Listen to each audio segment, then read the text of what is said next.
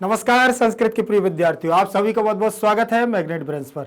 मैं पंकज तिवारी आपके लिए फिर से लेकर के आया हूं कक्षा 11वीं की शाश्वती की जो 10वां पाठ हमारा चल रहा था कंथाम माणिक्यम, उसी का हम आज लेकर के आए हैं अभ्यासकार देखिएगा और बने रहिएगा हमारे साथ। चलिए देखते हैं कक्षा 11वीं की संस्कृत ऐच्छिक कंथाम माणिक्यम एनसीईआरटी सॉल्यूशंस। तो ठीक है ना, और याद रखिएगा आप लोग बहुत अच्छे से पढ़ते रहिएगा, क्योंकि धीरे धीरे हमारा सिलेबस जो क्या है गति प्रदान कर रहा है, तो हमें आराम से पढ़ते भी जाना है और तैयार भी करते हैं। केवल पढ़ना नहीं है, तैयार भी करना है। चलिए आगे देखेंगे।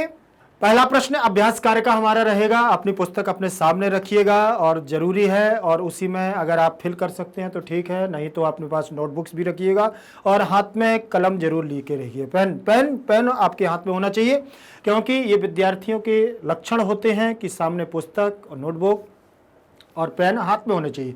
चलिए देखेंगे, पहला प्रश्न दिया हुआ है संस्कृतेन उत्तरम दीयताम। संस्कृत में ही उत्तर देना है। इस देखिए ये निर्देश हमको दिया गया है कि संस्कृत में उत्तर देना है। पहला प्रश्न क्या कह रहा है, देखें कि रामदत्तः बचोभी, रामदत्तः बचोभी प्रसादयन् स्वामिनम किम पृच्छति। रामदत्त जो कौन है, सेवक। रामदत्त एक सेवक है और बच्चों भी प्रसादयन, और बोलता है प्रसाद के लिए स्वामी से। किससे? स्वामी से, अपने मालिक से प्रसाद के लिए अर्थात जलपान के लिए, खाने पीने के लिए पूछता है कि स्वामी किम पृच्छति, क्या पूछता है कि कैसा प्रसाद लाऊं, कैसा खाने के लिए कुछ पकवान लाऊं। तो यही प्रश्न में यही पूछा गया कि रामदत्तः बचो भी प्रसादेन स्वामिनः किम पृच्छति, स्वामिनः पृच्छति। देखिए वह पूछ रहा है, सह स्वामिनः पृच्छति यदि शीतलम आनयानि किंचित उष्णम। हुआ कहता है कि वह स्वामी से पूछता है कि ठंडा लाऊं या कुछ ठंडा लाऊं या गरम लाऊं। इस प्रकार से उसने प्रसादयन माने खाने के लिए, प्रसाद के लिए पूछा था। ठीक है ना, तो समझ में आया। पृच्छ धातु है यहाँ पृच्छति में, देखिए लट लकार पृच्छति, पृच्छतः, पृच्छन्ति, और यहाँ शीतलम आनयानि में यहाँ बहुवचन लगा हुआ है। किंचित, कित धन, देखिए कित किम धन चित बराबर किंचित, यहां हमारी व्यंजन संधि लगी हुई है, वह लगा हुआ है। प्रसादयन यहाँ सत्री प्रत्यय लगा हुआ है, याद रखना। बचोभी में तृतीय विभक्ति का बहुवचन लगा हुआ है। रामदत्ता में प्रथमा का एक वचन लगा हुआ है, इतना याद रखिएगा। ठीक, यहाँ लट लकार प्रथम पुरुष एक वचन का रूप लगा हुआ है, पृच्छति, पृच्छतः, पृच्छन्ति। चलिए आगे देखेंगे। भवानी दत्तस्य स्वभावः कीदृशः वर्णितः। भवानी दत्त के स्वभाव को किस प्रकार से वर्णित किया गया है, या किस प्रकार का उनके स्वभाव किस प्रकार से वर्णित है। इस हमारे पाठ में भवानी दत्त का स्वभाव किस प्रकार से वर्णित किया गया है। भवानी दत्तस्य स्वभावः पूर्वं तु गुणवतां विरुद्धः आसीत् परम अन्ते तेषां पक्षे संजातः। इस प्रकार का स्वभाव वर्णित किया गया है कि भवानी दत्त का स्वभाव, षष्ठी विभक्ति लगी हुई है इसमें, देखें षष्ठी का एक वचन, तो यहां हो जाएगा भवानी दत्त का स्वभाव माने स्वभाव, पूर्वम माने पहले तो गुणवताम विरुद्धा, गुण क्या होता है, पहले तो गुणवानों के प्रति विरुद्ध था, आसीत विरुद्ध था, परम लेकिन बाद में, अंते माने अंत में, परंतु अंत में तेसाम पक्षे संजाता, लेकिन बाद में क्या हो गया, उनके साथ में ये शामिल हो गया और उसी के पक्ष में जाने लगा कि वास्तविकता में गुण ही सम्मान के पात्र होते हैं, वही धनवान होते हैं, सब लोग धनवान नहीं होते हैं। इसके बाद दिया हुआ है अगला हमारा प्रश्न, देखेंगे यहां देख लेंगे कि भवानी दत्तस्य पत्न्याः नाम किम अस्ति। भवानी दत्त की, यहां देखना षष्ठी विभक्ति तो का के की का चिन्ह निकलेगा। भवानी दत्त की पत्न्याः में देखिए भवानी दत्त की पत्नी का नाम क्या है। अब यहां पत्नी का क्यों लगाया, पहली बात तो ये। अब हमें याद रखना है कि पत्नी के हमें रूप आने चाहिए। कैसे आएंगे, पत्नी के रूप आने चाहिए, जिस प्रकार से जननी के रूप होते हैं वैसे ही पत्नी के रूप चलेंगे। क्या, पत्नी के, तो जननी के रूप तो सबको याद कर लेता है, नदी के रूप तो सबको याद कर लेता है, लेकिन कभी पत्नी के भी रूप याद करो तो पत्नी भी प्रसन्न हो जाए, याद रखना। ठीक है ना, तो सबको ही कहता है जैसे जननी जननी जनन्या जनन्यै जनन्या जनन्या जनन्याम हे जननी, जननी के रूप याद करने में किसी को कोई दिक्कत नहीं होती है और प्रसन्नता से याद करते हैं। लेकिन कभी मनमुटाव हो भी जाए तो पत्नी के भी रूप याद कर लिया करो। अरे पत्नी पत्नी पतन्या पतन्यै पतन्याः पतन्याः पतन्यै हे पतन्याम। बनेगा कि नहीं बनेगा? जैसे जनन्याम हे जननी, पतन्याम हे पत्नी, तो पत्नी पत्नी, जनन्याम जनन्या, जननी जननी, जनन्यौ जनन्यौ। इस प्रकार से हम अगर रूप याद करते हैं तो और इससे क्या होता है कि घर में भोजन पानी भी अच्छे से मिलता रहता है। जो पत्नी का गुणगान करता है उसके लिए भोजन पानी भी फिर खुश होकर के मिलता है ना, तो ऐसा भी इसमें भाव निकल सकता है। तो जो हमारे भाई विवाहित हों उनके लिए है ये, और जो नहीं है उनके लिए तो कोई बात ही नहीं है, उनकी तो जॉब लगने के बाद ही काम आगे विवाहित होंगे वो। देखें जरा, भवानी दत्तस्य पत्न्याः, तो षष्ठी विभक्ति का रूप निकलेगा कि नहीं निकलेगा? षष्ठी विभक्ति एक वचन का रूप, जननी जननीम जनन्या जनन्यै जनन्याः जनन्याः जनन्याम हे जननी, पत्नी पत्नीम पत्न्याः पत्न्यै पत्न्याः पत्न्याः पत्न्याम हे पत्नी। बनेगा कि नहीं बनेगा? तो पत्न्याः पत्न्याः षष्ठी विभक्ति का एक वचन रूप लगेगा। तो भवानी दत्त की पत्नी का नाम क्या है? प्रश्न पूछ रहा है। भवानी दत्त की पत्नी का नाम क्या है? भवानी दत्तस्य पत्न्याः नाम रत्ना आसीत्। भवानी दत्त की पत्नी का नाम क्या है? रत्ना है। ठीक है ना? तो रत्ना, यहां देखिए किम अस्ति, किम की जगह नाम अस्ति, रत्ना अस्ति। तो केवल इतना याद रखना है कि जिसके स्थान पर जिसको जोड़ना है वो भी आप सीधे रख सकते हैं। जो लिखा रामदत्ता वचोभी प्रसादेन स्वामिना किम पृच्छति, तो किम पृच्छति की जगह किम पृच्छति सह स्वामिना पृच्छति। देखें यहां से सह यहां जोड़ दिया है उसने, सह स्वामिना पृच्छति रामदत्तस्य। देखिए सह स्वामिना पृच्छति यत् शीतलम आनयति किंचित उष्णम हुआ। भवानी दत्त स्वभाव कीदृशः वर्णितः, तो भवानी दत्त स्वभाव पूर्वम गुणवताम विरुद्धम आसीत परमंते संजाता, देशां पक्षे संजाता, इतना जोड़ दिया है। यहां पर देखें किम नाम अस्ति, रत्ना नाम अस्ति। ठीक, चलिए आगे देखेंगे। अगला हमारा प्रश्न रहेगा, सौमधरस्य गृहम कीदृशम आसीत। सौमधर का घर कीदृशम माने कैसा था। ठीक है ना?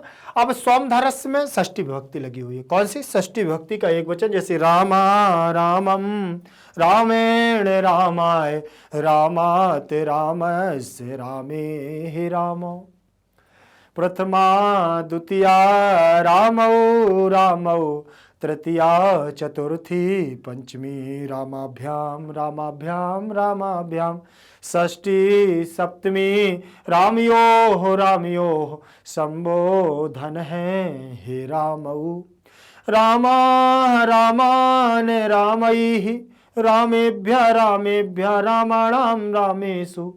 इस प्रकार से सौमधर की भी वैसे रामः रामम रामेण रामाय, सौमधरः सौमधरम सौमधरेण सौमधराय। चलेगा कि नहीं चलेगा? सौमधरात रामात, सौमधरस्य रामस्य, सीधे सीधे रूप से। तो षष्ठी विभक्ति यहां सौमधरस्य बना हुआ है, षष्ठी विभक्ति का एक वचन। षष्ठी विभक्ति का एक वचन लगा है तो का के की कारक चिन्ह लगेगा और बनेगा सौमधर का।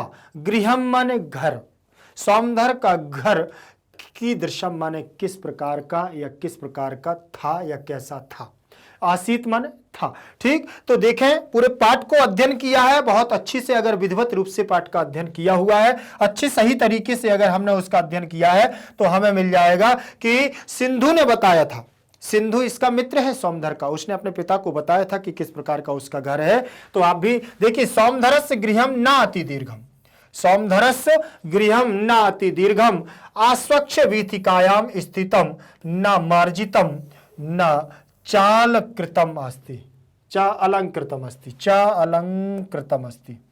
ठीक, अलंकृतम अस्ति। तो समझ में आ गया होगा। सौमधरस्य गृहम न अति दीर्घम, सौमधर का घर न अधिक दीर्घ माने बड़ा है, और अस्वच्छ वीथिकायाम, वीथिकायाम का मतलब होता है, अस्वच्छ का मतलब गंदी और वीथिका का मतलब गली।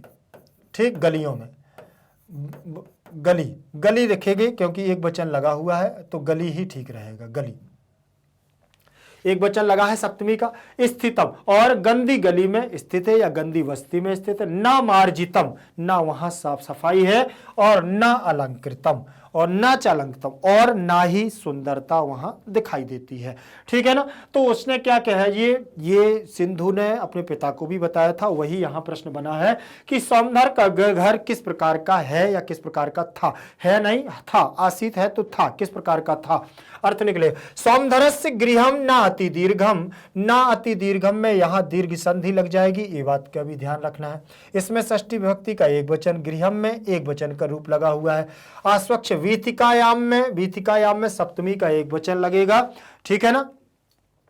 जैसे नदीयाम, जननीयाम, वैसे ही क्या बनेगा, वीथिकायाम। क्यों? क्योंकि गली के रूप बन रहा है, वीथिका के बनेंगे रमायाम, जैसे रमा के वीथिका के आधार पर रूप बनाएंगे तो रमा के समान चल जाएंगे। स्थितम न मार्जितम, न मार्जितम, और न चा अलंकृतम, न चा अलंकृतम में यहां दीर्घ संज्ञा, अलंकृत का मतलब सुंदरता।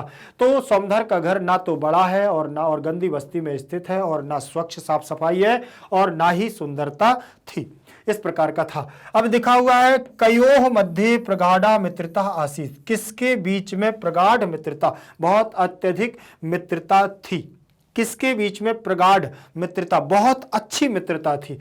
ठीक। तो सिंधु सौमधर्योः, सिंधु सौमधर्योः मध्य प्रगाढ़ा मित्रता आसीत, सिंधु और सौमधर के मध्य माने बीच में, प्रगाढ़ा माने बहुत, प्रगाढ़ मित्रता थी, दोनों के बीच में बहुत अच्छे मित्र थे दोनों। लेकिन याद रखना कि इन दोनों सिंधु और सौमधर के मध्य, तो के मध्य माने के बीच में, तो यहां कौन सी विभक्ति लगी है ये हमारे लिए महत्वपूर्ण है जानना। सौमधर्यो लगा हुआ है, तो सौमधर्यो के लिए सिंधु सौमधर्यो एक साथ नाम लिखे हुए हैं। तो आप देखेंगे कि षष्ठी और सप्तमी द्विवचन में रामयोः रामयोः बनता है। अगर आपको याद हो, अगर आपको राम के रूप याद है अच्छे से, तो याद करिएगा कि षष्ठी और सप्तमी में रामयोः रामयोः बनता है। ठीक। प्रथमा द्वितीया रामौ रामौ, तृतीय चतुर्थी पंचमी रामाभ्याम रामाभ्याम रामाभ्याम, षष्ठी सप्तमी रामयोः रामयोः। तो वहीं पर लगाएंगे प्रथमा द्वितीय सोमधरौ सोमधरौ, तृतीय चतुर्थी पंचमी सोमधराभ्याम सोमधराभ्याम सोमधराभ्याम, षष्ठी सप्तमी सोमधर्योः सोमधर्योः, संबोधन है सोमधरौ। ठीक। सोमधर्योः सोमधर्योः आ गया है ना, तो षष्ठी विभक्ति में सोमधर्योः। अब पूछेंगे कि सर इसमें षष्ठी क्यों लगाई है, सप्तमी में भी तो सौमधर्यो बनता है। तो आपको मैं बता दूं कि सिंधु सौमधर के मध्य के का चिन्ह निकल रहा है, तो कारक चिन्ह के किसका है, षष्ठी का, इसलिए यहां षष्ठी ही मानना हमारे लिए उचित होगा। सौमधर्यो मध्य माने मध्य में, बीच में। ठीक है ना। और मध्य में सप्तमी का एक वचन लगा हुआ है, तो सौमधर और सिंधु और सौमधर के मध्य में प्रगाढ़ मित्रता थी। ठीक। चले आगे देखेंगे। कस्य विलंबेन आगमने रत्नः चिंतिताः, किसके विलंब होने से आगमन में, किसके विलंब से या देर से आने में रत्ना चिंतित थी। तो सिंधोः विलंबेन आगमने रत्नः चिंतितः अभवत्। अब रत्ना किसके उसमें विलंब से देर हो रही थी आने में, किसके विलंब हो रही थी आने में, तो स्वाभाविक सी बात है कि यहां सिंधु उसका पुत्र है, तो उसी के आने में विलंब हो रहा था, और उसी की चिंता में उसके माता पिता परेशान हो रहे थे। तो यहां देखें सिंधु के विलंब से आने के कारण क्या हो गया, रत्ना चिंतित हो रही थी, क्या हो रही थी, चिंतित हो रही थी, चिंतितवान हो रही थी। तो यहां पर भी देख लें सिंधु में कौन सी विभक्ति लगी हुई है। तो गुरु के रूप अगर आपको आते होंगे तो आप पता लगा लेंगे कि इसमें कौन सा रूप लगेगा। गुरु गुरुम गुरुना गुरुवे, गुरोः गुरोः गुरौ गुरु, सिंधु सिंधुम सिंधुना सिंधुवे, सिंधोः सिंधो सिंधु हे सिंधु बन जाएंगे। तो षष्ठी और पंचमी और षष्ठी में सिंधो बनता है, तो यहां पर भी हमारा षष्ठी विभक्ति लगेगी। सिंधु के काके की का चिन्ह निकलेगा, सिंधु के विलंब से। अब विलंबेन में तृतीय विभक्ति का एक वचन, रामेण वैसे विलंबेन, फलेन वैसे विलंबेन। तो यहां पर भी क्या लग जाएगा हमारा कि विलंब से, तो तृतीय विभक्ति का एक वचन, सिंधु के विलंब से आगमन में, आगमन में, देखिए आगमने में सप्तमी विभक्ति का एक वचन लगा हुआ है, इसलिए आगमन में का अर्थ निकल रहा है। तो सिंधु के विलंब से आगमन में, आने में रत्ना चिंतित हो रही थी। उसकी माँ क्या हो रही थी? चिंतित हो रही थी, परेशान हो रही थी कि अभी तक पुत्र नहीं आया है। इसके बाद अगला प्रश्न होगा, रत्ना राजपथ विषय किम कथयति। रत्ना ने राजपथ के विषय में, राजपथ आप समझ रहे हैं क्या है? राजपथ का मतलब होता है मार्ग, रास्ते में, रास्ते के विषय में रत्ना ने क्या कहा था? जब उसका पुत्र नहीं आ रहा था, विलंब से नहीं आ पाया, घर पर स्कूल से जब टाइम पर घर नहीं आया, तो वह मन में सोच रही है कि ऐसा ना हो कि कहीं हमारा बच्चा रास्ते में, मार्ग में बहुत तीव्र गति से वाहन वगैरह चलते हैं, तो इस प्रकार का चिंतन कर रही थी। देखते हैं कि क्या कह रहे हैं। सा कथयति, सा कथयति, सा कौन? रत्ना। रत्ना कहती है, यत राजपथिक मध्यपा वाहन चालका अति तीव्र वेगेन यानम चालयंती। देखिए सा यहां पुल्लिंग स्त्रीवाची है, इसलिए सा आया है। सा कथयति, वह कहती है, यत जो राजपथ है, आज का जो राजपथिक है, जो राजपथिकम है, तो राजपथिकम कौन है? राजपथिक मार्ग पर चलने वाले लोग, जो मार्ग पर चल रहे हैं, ऐसे लोग कैसे? बोले मद्यपाह, जो आजकल मदिरा पान करके, शराब आदि का, मदिरा का सेवन करके, जो आज मद्यपा वाहनम चालका, जो शराब पी करके क्या करते हैं? वाहन को चलाते हैं। ऐसे चालकों से, और कैसे चलाते हैं वो चालक? अति तीव्र वेगन, और बहुत तीव्र गति से, यानम माने यान को, वाहनों को, चालयंती माने चलाते हैं। आजकल के जो, आजकल वो कह रही है कि आजकल का जो राजपथ मार्ग है, आजकल के जो रास्ते हैं, उसमें बहुत भीड़ भी हो रही है, और आजकल जो उस पर चला रहे हैं, बहुत सारे ऐसे मद्यपान करने वाले व्यक्ति होते हैं जो वाहनों को क्या करते हैं? बहुत तीव्र गति से चलाते हैं, और उन्हें इससे लेना देना नहीं रहता है कि कोई मरे या जिए। इस प्रकार का वो विचार मन में कर रही थी। ठीक है ना। चलिए, तो यहां देखें राजपथ विषय, राजपथ के विषय में, तो सप्तमी का एक वचन लगा हुआ है, राजपथ विषय। कथयति में देखेंगे कि लट लकार प्रथम पुरुष एक वचन का रूप लगा हुआ है। कथयति, कथयतः, कथयंती, लट लकार वर्तमान काल प्रथम पुरुष एक वचन का रूप लगा हुआ है। ठीक है ना। और किम माने क्या, और रत्ना प्रथमा विभक्ति एक वचन का रूप लगा हुआ है, जैसे रमा वैसे ही रत्ना। सा कथयति, सा कथयति में वही है, यत माने जो, राजपथिक मध्यपाह वाहनम चालकाह में वाहनम चालकाह यहाँ बहुवचनांत पद लगा है, क्योंकि एक चालक की बात नहीं चल रही है, बहुत सारे चालकों की बात चल रही है। एक दारू पीने वाला नहीं होता है, एक शराब पीने वाला नहीं होता है, तो बहुत सारे शराब पीने वालों की बात कर रहा है, बहुत सारे मदिरा का सेवन करने वाले लोगों की, जो यह नहीं देखते हैं कि क्या होना चाहिए क्या नहीं, कोई मरे या जिए, इस प्रकार का विचार। तीव्र वेगेन में तृतीय विभक्ति का एक वचन इन्होंने लगा के रखा है, तो तीव्र वेग से अर्थ निकलेगा, क्या निकलेगा? तीव्र वेग से। यानम माने यान को, ठीक, यहां द्वितीय विभक्ति हो जाएगी, यान, यानम माने यान को। चालयंती में भी क्या लगा हुआ है? हमारा बहुवचनांत पद लगा हुआ है, चालयंती, तीता अंति, तो चालयति, चालयतः, चालयंती, तो यहां बहुवचनांत पद, लट लकार प्रथम पुरुष एक वचन का रूप लगा हुआ है। अगला प्रश्न रहेगा, कहा प्रतिदिनम पदाति गमना आगमनम करोति इसमें। कौन प्रतिदिन, पदाति माने पैदल, गमना आगमनम करोति इसमें, ठीक, कौन प्रतिदिन पैदल जाते थे, अब जाता था और आता था, ऐसा कौन करता था? इसमें माने करता था। ठीक, सोमधरः प्रतिदिनम पदाति गमना आगमनम करोति इसमें। ठीक, सोमधर प्रतिदिन क्या करता था? पैदल चल करके जाता था विद्यालय, और विद्यालय से पैदल चलकर ही आता था। पदाति माने क्या होता है? पैदल चलना। ठीक, सोमधरा प्रतिदिनम गमना आगमनम करोति इसमें, इसमें दीर्घ संधि लग जाएगी हमारी। कौन सी संधि लगेगी इसमें? दीर्घ संधि। यहां तक तो बनेगा करोति, यहां बनेगा करोति, याद रख लेना कि लट लकार प्रथम पुरुष, करोति करुतः क्या बनेगा? कुर्वन्ति। ठीक, कुरुतः करोति, ठीक, और गमना आगमनम यहाँ दीर्घ संधि, पदाति प्रतिदिनम। चले आगे देखेंगे। अगला हमारा प्रश्न रहेगा, कहा वैद्यम दूरम भाषेण आवाहयति। कहा माने कौन, वैद्यम माने डॉक्टर, वैद्य, दूरभाषण माने दूरभाष के द्वारा, आवाहयति किसने वैद्य को या डॉक्टर को दूरभाष के द्वारा, मोबाइल के द्वारा, आवाहयति माने बुलाया है। ठीक है ना। तो भवानी दत्त ने। किसने बुलाया था?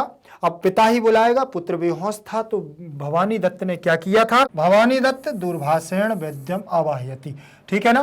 तो भवानी दत्त के द्वारा किसके फोन से किसको बुलाया, वैद्य को, आवाहयति वैद्य को बुलाया है, ठीक है ना। इतनी याद रहेगा, कह वैद्यम दूरभाषेण आवाहयति, भवानी दत्ता दूरभाषेण वैद्यम आवाहयति। दूरभाषेण में याद रखना है कि तृतीया का एक वचन है, दूरभाष के द्वारा या दूरभाष से, मोबाइल से या मोबाइल के द्वारा, ठीक। भवानी दत्ता में प्रथमा का एक वचन लगा हुआ है, वैद्यम माने वैद्य को, तो द्वितीय विभक्ति लगी हुई है वैद्य को, ठीक है। और आवाहयति में आ उपसर्ग लगा हुआ है, आवाहनम, ठीक, आवाहयति, लट लकार प्रथम पुरुष एक वचन का रूप है, आवाहयति।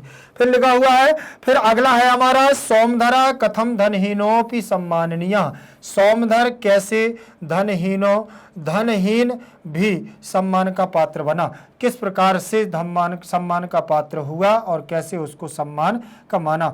तो सोमधर कथम माने कैसे, धनहीनोपि धनहीन होते हुए भी सम्माननीय सम्मान पाता है, यत माने जो, सोमधर देखिए, यत माने यतः माने जो, गुणवान एवं सभ्या धार्मिका, वो सोमधर कैसा धनहीन होते हुए भी सम्माननीय हुआ, ठीक। तो जो गुणवान एवं सभ्य धार्मिका सम्माननीय भवति, वो कह रहा है जो गुणवान होता है वही सभ्य होता है, और जो धार्मिक और वही सम्मान का पात्र होता है, ठीक।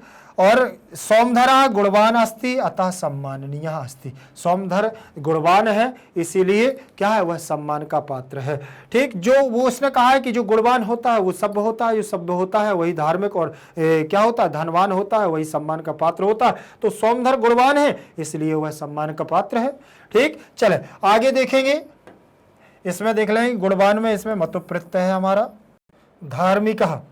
धार्मिक सम्माननीय, सम्माननीय में अनियर प्रत्यय है, याद रखिएगा।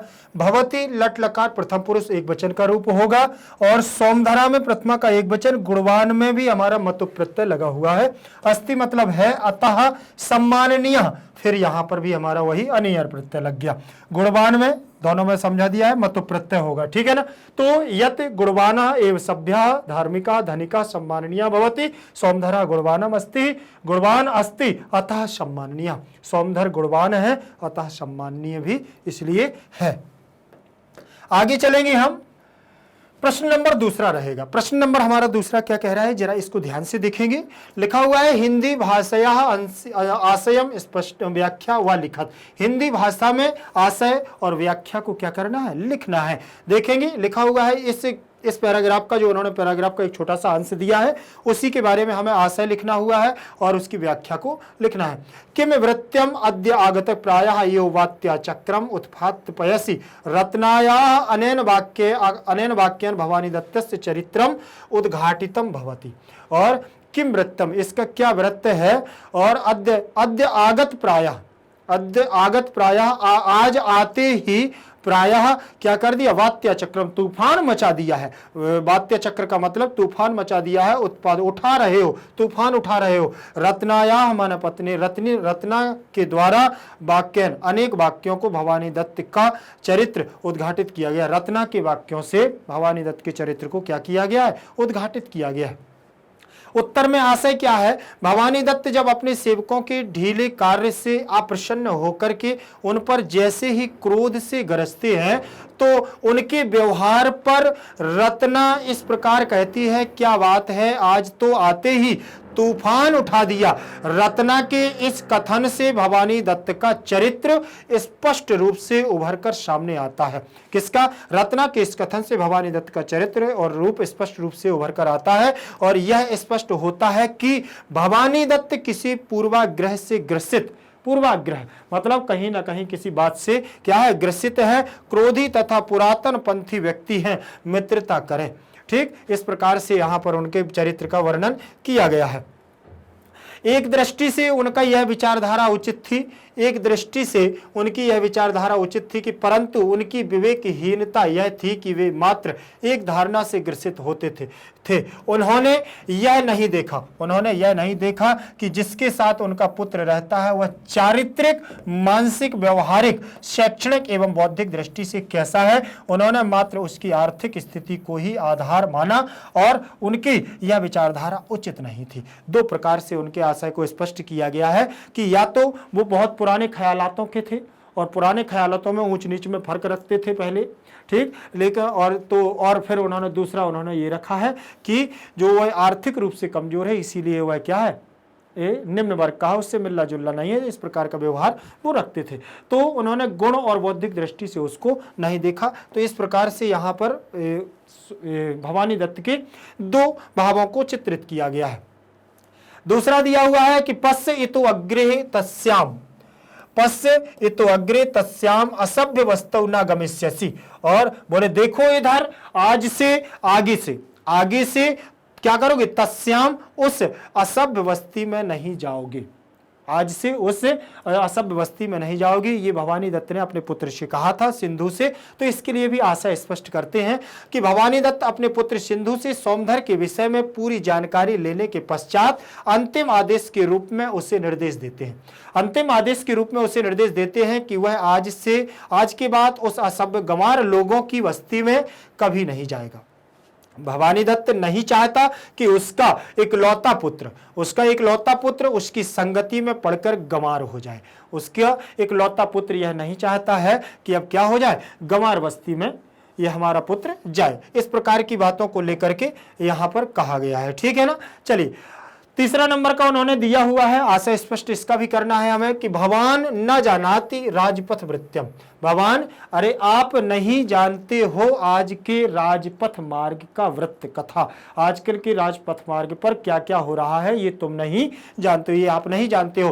किसने कहा था, ये उसकी पत्नी रत्ना ने अपने पति भवानी दत्त से कह रही थी जब सिंधु लौट करके विद्यालय से घर नहीं आया। तब देखे सिंधु विद्यालय से अपने घर नहीं आया है, पिता भवानी दत्त तथा माता रत्ना दोनों चिंतित हैं, दोनों चिंतित अवस्था में बैठे हैं। वे विद्यालय की प्राचार्य को फोन करते हैं, प्राचार्य द्वारा जानकारी मिलती है कि वहां से 3:15 बजे छुट्टी हो गई है। छुट्टी को 3:15 बजे विद्यालय की छुट्टी को कर दिया गया है तथा सभी छात्र जा भी चुके हैं। ऐसी स्थिति में सिंधु के न आने पर रत्ना बेचैन होकर अपने पति भवानी दत्त से कहती है, भवानी दत्त से कहती है, आप नहीं जानते आजकल सड़कों की क्या स्थिति है, आप ये नहीं जानते, आप यहां से इसका पूरा आशय लिया गया है, आप नहीं जानते आजकल सड़कों की क्या स्थिति है। सड़कें बहुत व्यस्त रहती हैं तथा बहुत से वाहन चालक मदिरा पान करके वाहन चलाते हैं, तथा आज बहुत से ऐसे भी वाहन चालक हैं जो मदिरा पान करके क्या करते हैं, वे तेज गति से वाहन चलाते हैं। उन्हें किसी के मरने या जीने की कोई चिंता नहीं रहती है, उन्हें किसी प्रकार से कोई चिंता नहीं, कोई मरता है या जीता है। वह अपने पति भवानी दत्त से कहती है कि वे जल्दी जाएं तथा देखें सिंधु घर कैसे नहीं आया। वो अपने पति से कहती है कि जाए वहां से तत्काल स्कूटर यान को उठाएं और देखें कि हमारा बेटा सिंधु यहाँ घर अभी तक क्यों नहीं आया। ठीक है, चलिए आगे देखेंगे। ये इसका आशय था। आशय के बाद फिर अभी एक और है हमारा आशय स्पष्ट करने के लिए, सिंधो अलम भयेन सर्वथा न आहतो वसी प्रभु कृपया। ये सोमधर ने कहा था। आपको अगर याद हो कि जब सोमधर सिंधु को लेकर के घर आता है तो वहां मूर्छित अवस्था में रहता और वो क्या है, जब होश आ जाता है, बेहोश से होश चेतना में आ जाता है, तब ये बात कहता है सिंधु, अरे सिंधु अलम भयन, डर के साथ क्या करता है, डर के साथ में सर्वथा आहतो असी, जब बहुत हमको ज्यादा अधिक तीव्र गति से चोट नहीं पहुंची है, सब प्रभु की कृपा है। क्या घायल व बेहोश सिंधु को जब होश आता है तो वह अपने को घर में पड़ा हुआ देखता है, वह देखता है कि उसके सामने सोमधर व पिताजी बैठे हुए हैं। उन्हें देख करके वह घबरा जाता है। ऐसी स्थिति में मित्र सोमधर सांत्वना देते हुए क्या करता है, कहता है कि मित्र सिंधु घबराओ मत, डरो मत, तुम पूरी तरह सुरक्षित हो, तुम पूरी तरह सर्वथा आहतोसी, तुम पूरी तरह सुरक्षित हो और ईश्वर की कृपा से तुम्हें कोई चोट नहीं आई है। आराम करो, पूर्ण स्वस्थ होने पर हम दोनों कल विद्यालय जाएंगे, आराम करो, अभी कोई दिक्कत नहीं है, कोई भी चोट भी नहीं आई है और कल हम लोग क्या करेंगे, विद्यालय जाएंगे। इस प्रकार की बातचीत उन दोनों के आपस में होती है, इस प्रकार से समझाता है। हमारा प्रश्न नंबर 3 रहेगा। प्रश्न नंबर 3 क्या कहता है, जरा देखें। अस्य पाठस्य शीर्षकस्य उद्देश्यम संक्षेपेण एकस्मिन् अनुच्छेदे हिंदी भाषया लिखत। इस पाठ के शीर्षक का उद्देश्य क्या है, और संक्षेप के द्वारा संक्षेप के द्वारा एक छोटे से सार के द्वारा क्या करो, एक अनुच्छेद को हिंदी भाषा में लिख करके हमें बताओ, ये प्रश्न कह रहा है। देखिए, इस पाठ का शीर्षक कंथाम माणिक्यम है। इस पाठ का शीर्षक क्या, कंथाम माणिक्यम है, जिसका अर्थ होता है गुदड़ी का लाल। गुदड़ी के लाल वस्तुतः एक मुहावरा है, वस्तुतः क्या है, मुहावरा है, जिसका अर्थ होता है जो दिखाई देने में तो सामान्य प्रतीत होता है, परंतु जिसके भीतर गुणों का भंडार होता है वही गुदड़ी का लाल कहलाता है। इसमें सामान्य से मकान में रहता है। इससे क्या, ये सामान्य से मकान में रहता है, वेशभूषा भी सामान्य ही रहती है, परंतु उसका चरित्र वैशिष्ट उस समय सामने आता है जब वह अपने मित्र सिंधु को दुर्घटना में बेहोश हुआ देख करके उसे बचाता है तथा रिक्शा में बिठा करके उसके घर ले जाता है। याद रखिएगा कि यहाँ पर सौमधर की जो कंथाम माणिक्यम नामक जो शीर्षक था, उस कंथाम माणिक्यम शीर्षक पाठ के द्वारा यहाँ सौमधर को गुदड़ी का लाल कहा गया, और गुदड़ी का लाल का मतलब होता है गागर में सागर भरा होना, और सामान्य तौर से वह व्यक्ति ऊपर से बिल्कुल सामान्य दिखता है, जिसके ना तो पहनावे में आप जाइए और ना उसके किसी उस पर जाइए कि उसका दिखावा कितना है, लेकिन वह व्यक्ति चरित्र से और गुणों से बहुत प्रबल होता है, वही गुदड़ी का लाल कहलाता है। जो व्यक्ति हमेशा सामान्य तौर से रहता है, जैसा कहते हैं कि विद्वान व्यक्ति वही कहलाता है जो व्यक्ति हमेशा अपने गुणता और प्रभुता को क्या समय समय पर प्रतीत करता है। कई बार ऐसा भी होता है कि जिसको थोड़ा बहुत भी ज्ञान आ जाता है और बहुत ज़्यादा उछलने लगता है, तो ऐसा नहीं है। जो जिसके पास अधूरा ज्ञान होता है वही उछलता है, और जिसके पास भरपूर ज्ञान होता है वो व्यक्ति शांत होता है। अक्सर हमने देखा है कि समुद्र शांत रहते हैं और नदियाँ हमारी उफान पर रहती हैं। अक्सर देखा है कि नदियां हमारी उफान पर रहती हैं और समुद्र हमेशा शांत रहता है, क्योंकि समुद्र में तो सारी नदियां आकर के समुद्र में ही मिलना है ना, उसके पास तो बहुत जल है। अगर समुद्र गर्व करने लगेगा तो संसार और सृष्टि का क्या होगा। इसीलिए कहा गया है जिस ज्ञानवान पुरुष हमेशा क्या होता है, शांत होता है। याद रखिएगा, तो हमें हमेशा शालीनता का परिचय देना है और हमेशा हर व्यक्ति का सम्मान करना है, ये भी हमारे लिए महत्वपूर्ण है। चलिए आगे देखेंगे। अगला प्रश्न हमारा कह रहा है, इसी में देखेंगे, उन्होंने कहा है कि बिठा करके घर ले जाता है, और यह सब देख करके वकील भवानी दत्त भी हतप्रभ हो जाता है तथा उसे गुदड़ी का लाल कहकर उसकी प्रशंसा करता है तथा उसके अध्ययन का भार स्वयं उठाना चाहता है। वह अंत में कहता है कि अब मुझे अनुभव हुआ कि गुणवान लोग ही सभ्य, धनी और सम्मान के योग्य होते हैं। वस्तुतः एकांकी का शीर्षक अत्यंत सारगर्भित एवं उद्देश्यपूर्ण है, इसमें ये निसंदेह है, इसमें कोई संदेह नहीं है कि इस कहानी के आधार पर इसका जो शीर्षक दिया गया है कंथाम माणिक्यम, ये बिल्कुल ही बहुत ही अच्छा है कि जिस प्रकार से सौमधर ने अपना व्यक्तित्व प्रसारित किया है, अपने विचारों को प्रकट किया है, अपने भावों को और गुण रूप को प्रयोग करके एक व्यक्ति की सहायता की है, इसलिए यह शीर्षक हमारे लिए उचित होगा। चलिए, कंथाम माणिक्यम नामक शीर्षक बहुत सुंदर है और अच्छा भी है। प्रश्न नंबर हमारा 4 है, अधोलिखित विशेष पदेषु विशेषण पदानि पाठात् चित्तः योजयत्। नीचे लिखे हुए अधः लिखतेषु, नीचे लिखे हुए विशेष पद, नीचे जो विशेष पद लिखे हुए हैं उनके विशेषण पदों को पाठ से चुन करके इसमें क्या करना है, हमें लिखना है। अर्थात विशेष पद दिए हुए हैं कि मुखाकृतम अस्माभिभृत्यो मित्रता दारकश्य बालका, इनके विशेषण क्या क्या हैं तो जरा देख लीजिए। मुखाकृति कैसी बनाई थी भवानी दत्त ने, रोसोत्तप्ताम, अर्थात आवेश में होकर के इस प्रकार से ऐसे उसने रोष तब गुस्सा में होकर के मुखाकृति को किया। और अस्माभि कार्य व्यापृतई, अस्माभि कार्य व्याप्तई, और ये भृत्यौ द्वापि, द्वापि या दौपि, ठीक, दौ अपि, द्वापि, तो यहाँ अयादि संधि हो गई है। तो दोनों के लिए, दो भृत्यों के लिए मित्रता कैसी थी? प्रगाढ़ थी। दारकस्य पुत्र कैसा था? वराकस्य, वराकस्य बालका कैसे? सर्वेपि, सभी बालका। तो ये पाठ के पैराग्राफों में से एक एक लाइन में से उन्होंने लिया है कि किस हमारी जो अव्यय जो विशेष पद दिया हुआ है, इस विशेष पद के आधार पर उसके लिए विशेषण का प्रयोग क्या किया गया है वो यहाँ पर दिया हुआ है।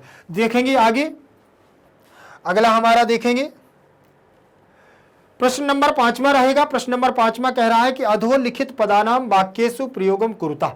नीचे लिखे हुए जो हमारे कुछ पद हैं इनको वाक्यों में प्रयोग करना है। इनको वाक्यों का प्रयोग कैसे करना है जरा देखेंगे। ये हमारे शब्द हैं मार्जयन, आनय, पार्श्वे, दारकेण। देखिए मार्जयन का मतलब होता है साफ सुथरा या साफ सुथराई, आनय का मतलब होता है लाना, और पार्श्व का मतलब पास में, दारकेण का मतलब पुत्र के द्वारा, प्रक्षालयति माने हाथ पोंछ करके, धो करके, और सा विस्मरणीयम, विस्मयम का मतलब आश्चर्यचकित, वचमी माने बोलना, और शकटे माने रेहड़ी होता है, ठीक, और स्नेहति माने होता है प्यार दुलार करना। आसंधि, आसंधि का मतलब होता है कि आसंधि का मतलब हम ये कह सकते हैं कि समीप में जाकर के या गंदी बस्ती में रह करके उसमें जाने की जरूरत नहीं है, ठीक है ना। तो आसंधि वर्तते, रत्नाया पार्श्वे का आसंधि वर्तते, ठीक। चले देख लेंगे हम इसको।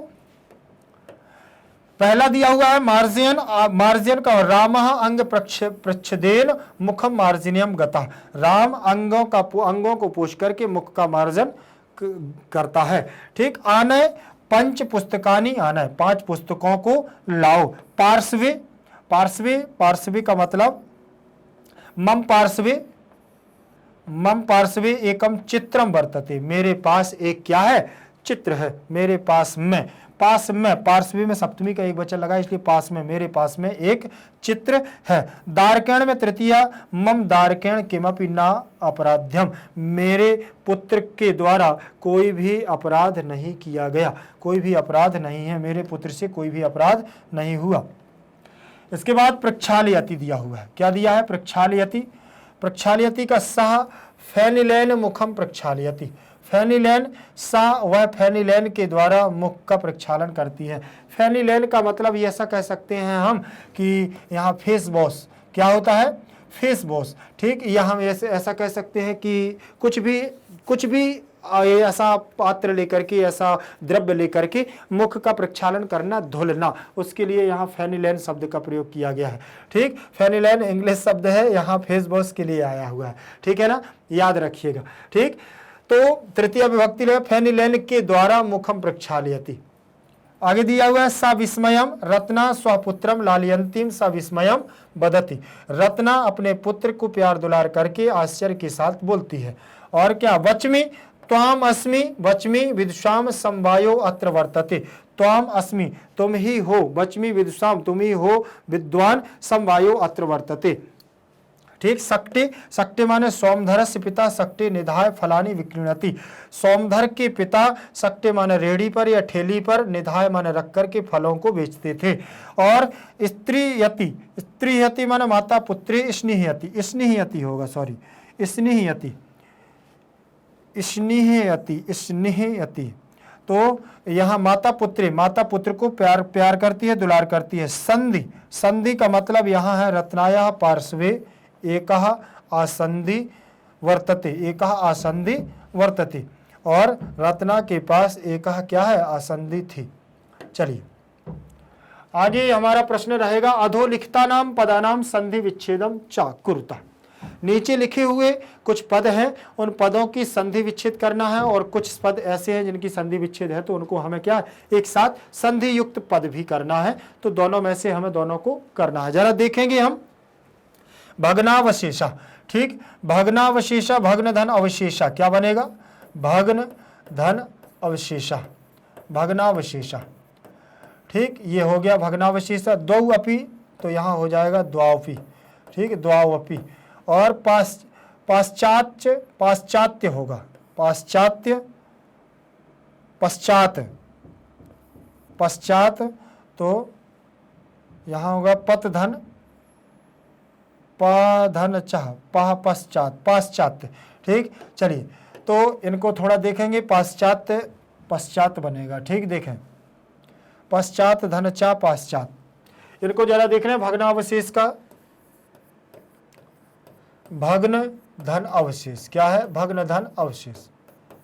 देखें भग्न धन अवशेष आ और आ दोनों मिलेंगे, दीर्घ संधि बना लेंगे और शब्द बनेगा हमारा क्या, भग्ना, भग्नावशेष। और भग्नावशेषा में कौन सी संधि हो जाएगी, दीर्घ संधि। कौन सी संधि, दीर्घ संधि रहेगी और सूत्र रहेगा अकह सवर्णे, अकह सवर्णे दीर्घा।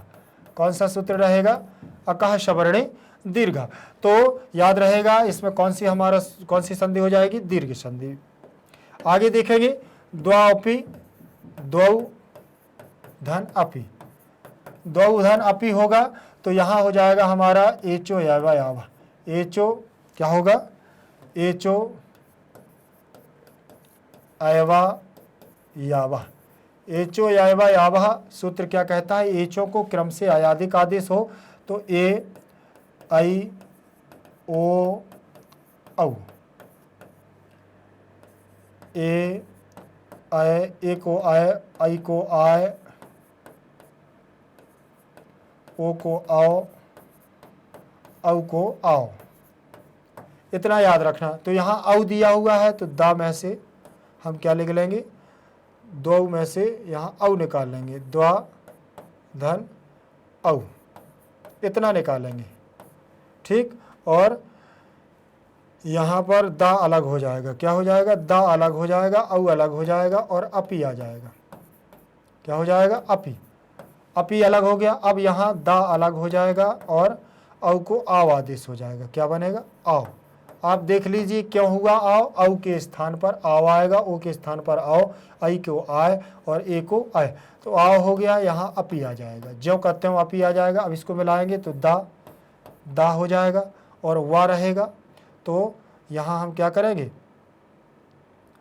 ये वा लिख देंगे और ये आ हमारा इसमें मिलेगा तो ये पूरा हो जाएगा। अपी, द्वापी क्या बन गया है, द्वापी बन गया कि नहीं, ये दो हमारा जो कहते हैं रहेगा द्वापी, द्वापी बन गया है ना, द्वापी। ठीक, तो कौन सी संधि हो गई हमारी, अयादि संधि हो गई, अयादि संधि, एचो अयवा यावा। अब पश्चाच्य, तो पश्चात में पश्चात बनेगा, पश्चात, पश्चात धन चा। ठीक, और पश्चात धन चा तो यहाँ पर हमारा क्या हो जाएगा, ता के वर्ग के स्थान पर चा हो जाएगा, स्तो चुना इश्चु, तो इश्चुत होकर के ता वर्ग के स्थान पर देखिए सा हो जाएगा, स्तो हो इश्चुना इश्चु, स्तो हो इश्चुना इश्चु, तो इस सा के स्थान पर ये सा, ता वर्ग के स्थान पर चा वर्ग। तो यहाँ देखिए ता वर्ग था तो हमने क्या कर दिया है, चा वर्ग कर दिया और चा यहाँ रहेगा, दोनों को मिलाएंगे तो हमारा बनेगा पश्चात, ऐसे बनेगा पश्चात। ठीक, देख लें जरा, ऐसे ये बनेगा पश्चात।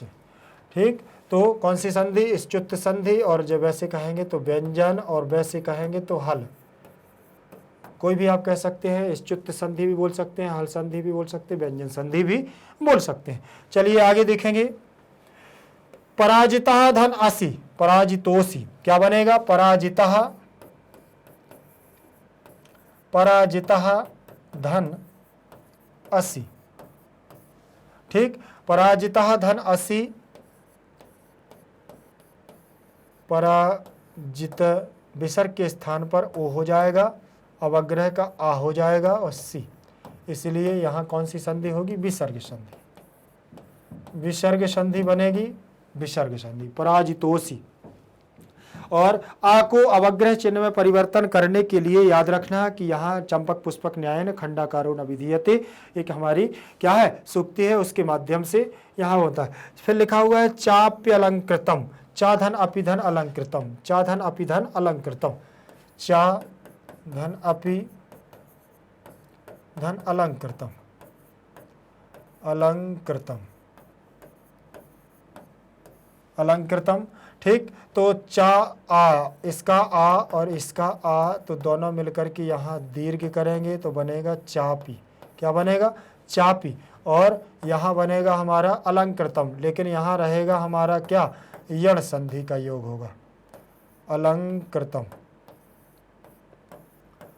अलंकृतम। तो यहाँ हम देखेंगे अब क्या? चाप, पा आधा हो जाएगा, ई को निकाल लेंगे और अलंकृतम हमारा ये लग जाएगा अलंकृतम। ठीक, और ई के स्थान पर एको यणचि सूत्र लगाएंगे। क्या लगाएंगे? यहाँ दीर्घ बनेगी हमारी, यहाँ दीर्घ संधि रहेगी। अब यण संधि लगाएंगे तो ई के स्थान पर होगा या, चाप या धन अलंकृतम। क्या बनेगा? अलंकृतम। आ को इसमें हम समाहित करेंगे तो बनेगा चाप्य, चाप्यलंकृतम, चाप्यलंकृतम। ये बनेगा हमारा चाप्यलंकृतम, ये लिखा हुआ है चाप्यलंकृतम। तो चा अपिधन अलंकृतम, तो इसमें हमारी यण संधि भी होगी, यहाँ होगी यण संधि। ठीक, और यण संधि का सूत्र होगा एको यणचि, एको यणचि। और यहाँ बनेगी हमारी दीर्घ संधि। क्या बनेगी? यहाँ दीर्घ संधि। और दीर्घ संधि का सूत्र अभी बताया था मैंने, अकह सवर्णे दीर्घ। समझ में आया ना? चलिए आगे देखेंगे। कह धन चित, विसर्ग संधि हो जाएगी, कश्चित बनेगा, कह धन चित, कह धन चित, कह धन चित। तो यहाँ बनेगा विसर्ग के स्थान पर पहले कस, फिर बनेगा चित, फिर इसके बाद इश्चुत संधि होगी। पहले विसर्जनीय से सह आएगा, फिर इसके बाद इश्चुत संधि लगेगी, और इश्चुत संधि लगेगी तो इस सा के स्थान पर ये लग जाएगा सा और चित। ठीक, और हमारा शब्द बन जाएगा कश्चित। क्या बनेगा? कश्चित। कश्चित बन गया। अब इसमें देखिएगा, ये कश्चित हमारा जब बन जाएगा तो कश्चित सीधे आधार पर हम कश्चित को मान लेंगे। और यहाँ कौन सी संधि? पहले सूत्र लगेगा विसर्ग के स्थान पर विसर्जनीय से सा, विसर्जनीयस्य, विसर्जनीयस्य सा, विसर्ग के स्थान पर होगा शा। ठीक है ना? विसर्ग के स्थान पर हमारा सा हो जाएगा, और विसर्ग के स्थान पर सा हो जाएगा। फिर लग जाएगा हमारा कौन सा सूत्र? यहाँ जब इस सा के स्थान पर ये सा, विसर्ग के स्थान पर ये सा आएगा तो विसर्जनीय से सा सूत्र काम करेगा। अब इस सा के स्थान पर ये वाला सा लाना है तो यहाँ सूत्र करेगा हमारा कौन सा?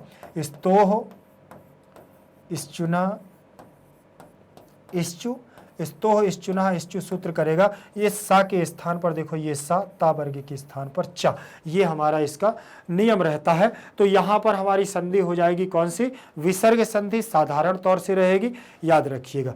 ठीक है ना? सीधे सीधे विसर्ग संधि ही मानी जाएगी।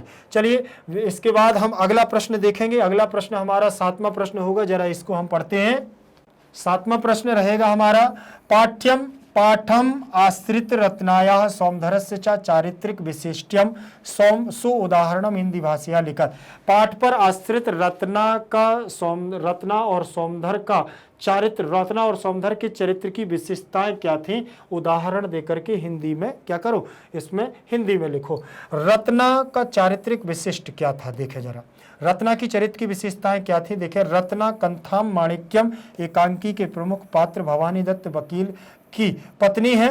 वह समझदार तथा चतुर है। वह अपने पति के विचित्र स्वभाव से सहमत नहीं है। उसका पति विचित्र स्वभाव का था, इसलिए वह सहमत नहीं थी। वह जब अपने पति को अत्यधिक क्रोध की मुद्रा में देखती है तो तुरंत कहती है, आज आते ही तुम तूफान उठा रहे हो। क्या किसी बात पर पराजित हो गए हो? क्या किसी वाद विवाद को लेकर के पराजित हो गए हो, जो आज क्या है, आते ही तूफान मचा दिया? वह अपने पुत्र सिंधु से अत्यधिक स्नेह भी करती है, और वह क्या है, वह वात्सल्य स्वभाव से परिपूर्ण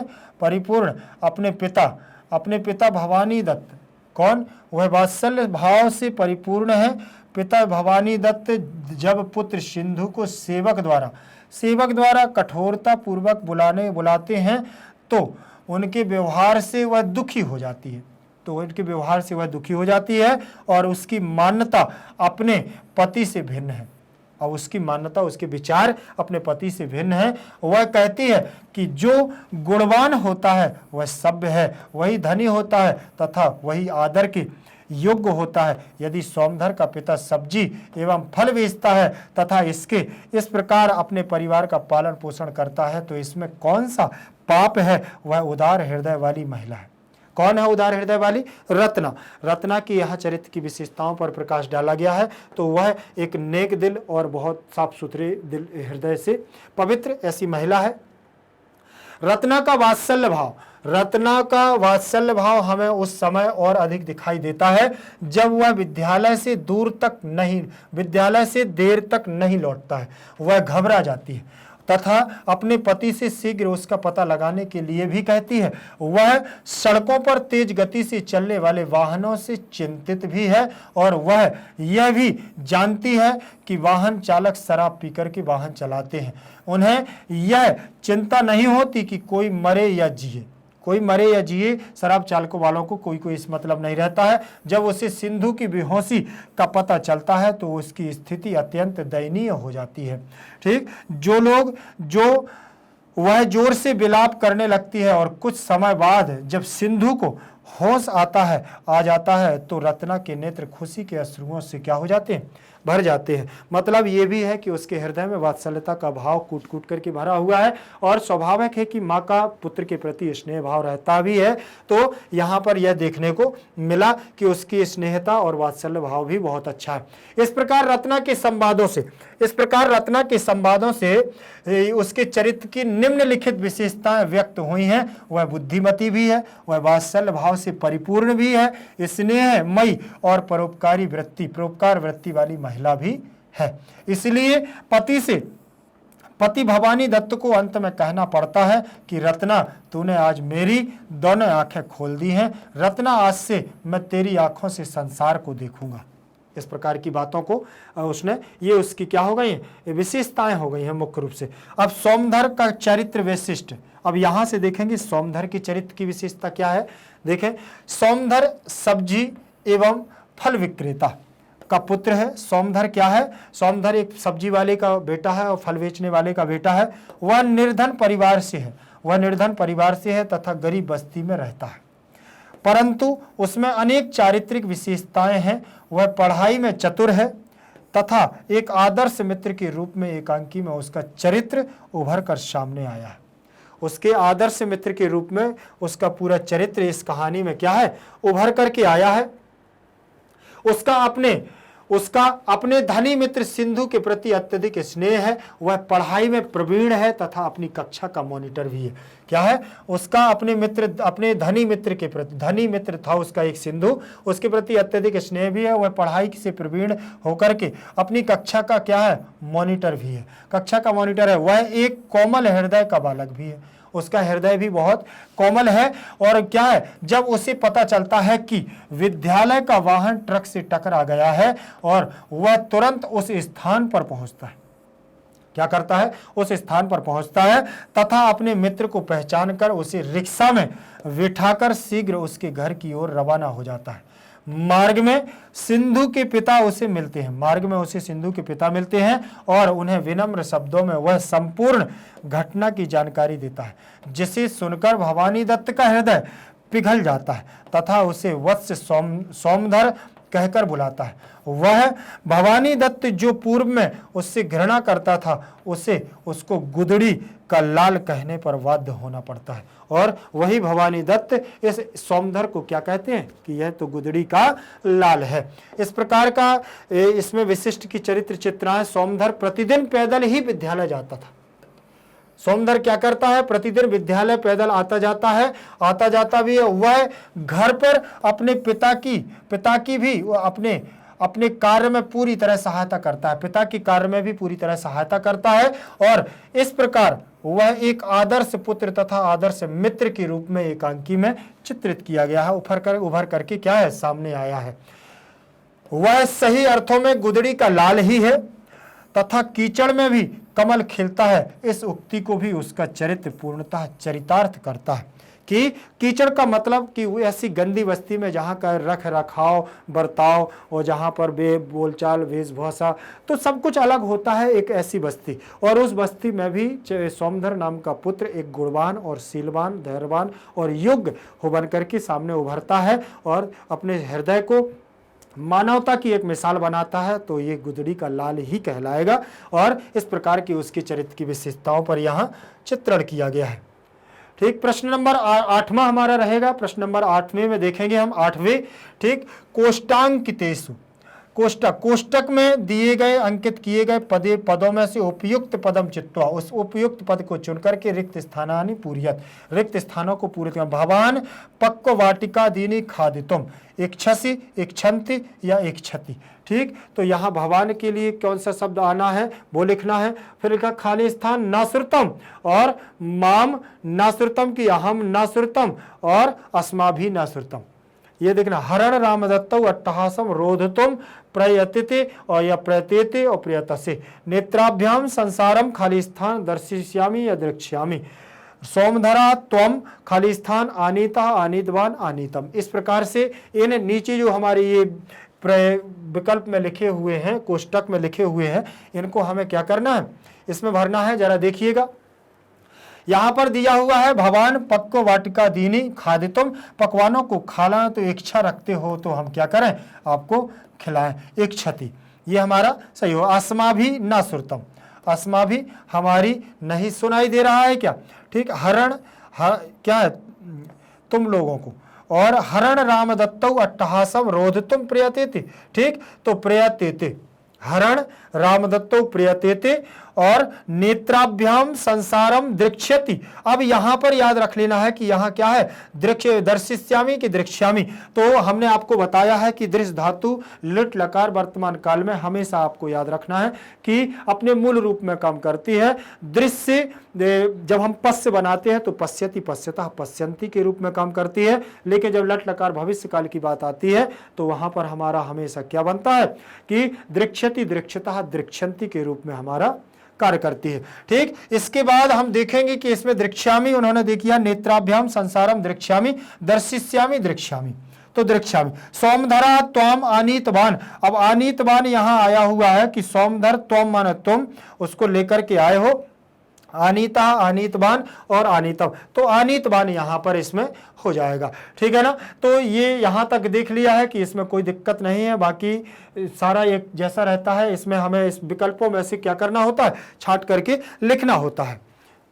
चलिए देख लिया आप लोगों ने, अब आगे चलते हैं हम लोग। ठीक है ना, आगे हमारा 9वां प्रश्न रहेगा, जरा देखिएगा। 9वां प्रश्न रहेगा, अधोलिखिता नाम कथना नाम वक्ता कह कथनम, अर्थात नीचे लिखे हुए कथनों को किसने कहा और किससे कहा, ये यहां पर देखना है। किसके द्वारा ये कथन कहे गए हैं, उस वक्ता का यहां नाम लिखना है। लिखा है तत्क्षम्यताम अन्नदातारः, तत्क्षम्यताम अन्नदातारः, किसने ये कहा था वो यहां पर लिखना है। ठीक है ना, तो रामदत्त और हरण नाम के 2 सेवक थे। अब किसने कहा, याद करो जल्दी से। तात सोमधरा मई स्नेहति, तात पिताजी सोमधर से मैं बहुत स्नेह करता हूं, किसने कहा था ये, ठीक बता जल्दी से। आए यो गुणवान सह एव सभ्या सह एव धन का सह एव आदरणीय, ये किसने कहा था, बता जल्दी से। तुम पुनः शिशुरिव धैर्यहीना जायसे, तुम दोबारा से पुत्र बच्चों की तरह क्या है, अपनी धैर्यता को खो रही हो, किसने कहा था ये, बता जल्दी से। भवानी दत्त। पितृव्य चरण पितुः स्व पितु साक सक्तया सज्जा मयीव करणीया वर्तते, ये किसके द्वारा कहा गया था कि चाचा जी, मेरे पिताजी सब्जी की रेहड़ी पर, मेरे पिता, मैं अपने पिता की रेहड़ी, सब्जी की रेहड़ी को स्वयं मयीव माने मैं ही, सज्जा माने सजाता हूं, सजाने का काम करता हूं। वत्स सोमधरा सत्यमेवासि त्वं कंथाम माणिक्यम, ठीक, तो ये किसने कहा था कि पुत्र सोमधर तुम सही सत्य में ही क्या हो, कंथाम माणिक्यम, गुदड़ी के लाल हो, किसके द्वारा ये कहा गया था, जरा देखें किसके द्वारा कहा गया है। देखें, तत्क्षम्यताम, तत्क्षमताम अन्नदातारः रामदत्त के द्वारा ये कहा गया था। क्या कि तत्क्षमताम अन्नदाता, अन्नदाता मुझे क्षमा कर दीजिए, और तात मन पिता, सोमधर से मैं बहुत स्नेह करता हूँ। ये सिंधु ने कहा था अपने पिता से, आई यो गुणवान असहायो सभ्य असहायो धनिक असहायो आदरणीय, ये रत्ना ने कहा था कि जो गुणवान होते हैं वही सभ्य होते हैं, और जो सभ्य होते हैं वही धनवान होते हैं, और वही आदर के पात्र होते हैं। तुम दोबारा बच्चों की तरह अपने क्या है अपनी धैर्यता को खो रही हो, ये भवानी दत्त ने अपनी पत्नी रत्ना से कहा था। पितृव्य मतलब चाचा जी के चाचा जी, मैं अपने पिता की सब्जी की रेहड़ी पर सब्जी को सजाता हूं और मैं ही ये कार्य करता हूं, इस सोमधर ने कहा था। किससे? भवानी दत्त से। वत्स सोमधर सत्यमेवासि त्वम, वत्स सोमधर पुत्र सोमधर तुम क्या हो? कंथाम माणिक्यम हो, भवानी दत्त ने ये कहा था। किससे? सोमधर से। चलिए आगे देखेंगे, अगला हमारा रहेगा, चलिए हाँ, ये हमारा यहीं तक क्या था, पूरा अभ्यासकार था। अभ्यासकार को बहुत अच्छे से हम लोगों ने क्या है किया और इसको समझा भी। इससे बनने वाले सारे प्रश्नों को हमने बहुत अच्छे तरीके से किया भी है। तो आप लोग भी याद रखिएगा, कंथाम माणिक्यम बनने की कोशिश करिएगा। ये मेरी आपके साथ शुभकामना है। कंथाम माणिक्यम मतलब गुदड़ी का लाल, ठीक है ना।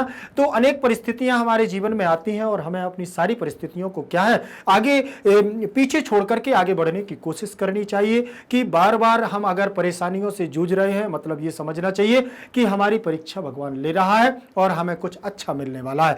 और जिस प्रकार से सोमधर भी बहुत परेशानियों से घिरा हुआ था, लेकिन अंतोगत्वा किसी एक व्यक्ति ऐसे भवानी दत्त का हृदय परिवर्तन हुआ कि उसने पूरे पढ़ाई का भार उसका अपने हाथों में ले लिया। आगे चल करके पढ़ाई में भी उसको बहुत लाभ मिलेगा।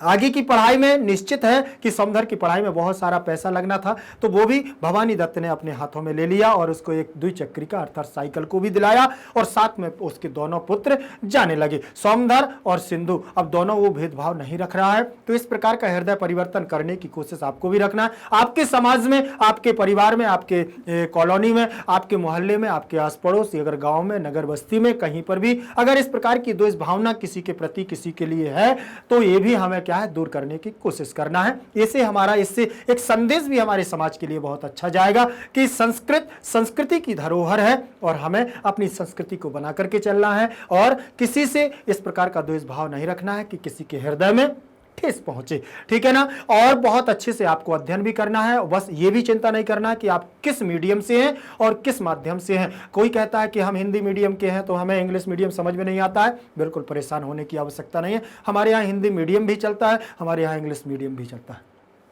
ठीक है ना। हिंदी मीडियम हमारे यहाँ हिंदी मीडियम पर हिंदी मीडियम की कक्षाएं लगती हैं और इंग्लिश मीडियम पर इंग्लिश मीडियम की कक्षाएं लगती हैं। और याद रखिएगा, ऐसा भी नहीं है कि हमारी इंग्लिश मीडियम में आपको हिंदी में आपको अच्छी तरीके से नहीं समझाया जाता। तो ये भी आप लोग क्या है आपके दिमाग में अगर हो तो निकाल दीजिए। सारे हर प्रकार के हमारे इस संस्था से जुड़े हुए हमारे विद्यार्थी होते हैं, तो सबको लेकर के हमें चलना होता है। आप किसी भी माध्यम से हो, चाहे आप सीबीएसई इंग्लिश मीडियम से हो, चाहे सीबीएसई आप हिंदी मीडियम से हो, चाहे यूपी बोर्ड के हो, चाहे बिहार बोर्ड के हो, आप कहीं से भी एमपी बोर्ड से भी संबंधित हो, आप कहीं से भी हो, आपके हर समस्या का समाधान हमारे मैग्नेट ब्रेन्स में होता है, ठीक है ना। तो याद रखिएगा, बस आप तो एक बार ध्यान से, अगर आप दूरभाषा यंत्र अर्थात मोबाइल का प्रयोग अगर करते हैं तो अपने मोबाइल पर हमारे वीडियो को क्लिक करें और देखेंगे कि वहां लाइक करने का बटन होगा, तो लाइक करना है, शेयर भी करना है, सब्सक्राइब भी करना है। और किसी भी लिंक पर जाएं, चाहे यूट्यूब हो, चाहे फेसबुक हो, चाहे ट्विटर हो, इंस्टाग्राम हो, चाहे आप कहीं पर भी जाएं,